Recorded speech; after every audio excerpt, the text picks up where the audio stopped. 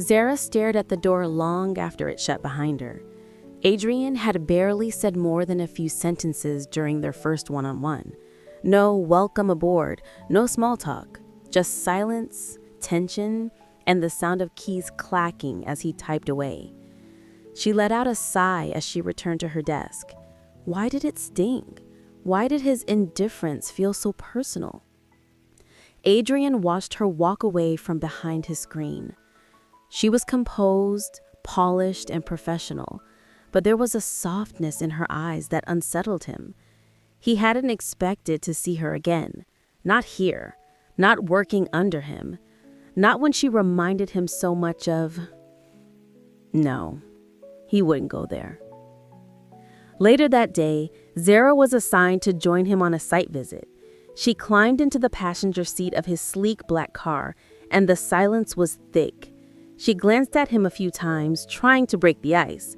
"So, how long have you been running Crest Hills?" she finally asked. He didn't look at her. "Started it 8 years ago." "Wow, that's a long time." Silence again. She sighed and looked out the window, biting her lip. The car pulled into the construction site, and Adrian stepped out quickly, already speaking into his Bluetooth headset. Zara followed, taking in the towering skeleton of a future high-rise.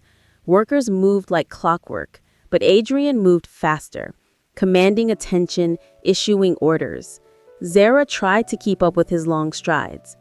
"Wait, is that beam aligned correctly?" she asked one of the site engineers. Adrian turned. His eyes lingered on her, not with irritation, but something closer to curiosity. "You have a good eye," he said finally. Zara blinked. A compliment? "Thanks," she replied softly, her lips twitching into a faint smile. It didn't last, because his walls came right back up. "Keep moving," he said flatly, walking ahead again. Back in the car, Zara sat quietly, frustration simmering under her skin.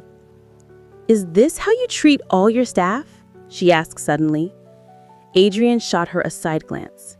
"I don't mix business with emotions." "But people aren't machines." He didn't answer, but something in his jaw twitched, like her words had hit a nerve. That night, alone again in his penthouse, Adrian stared at the glass of scotch in his hand. The city lights flickered below, but his thoughts were elsewhere. Zara's voice echoed in his head. People aren't machines. He hated how it made sense. He hated that she saw right through him.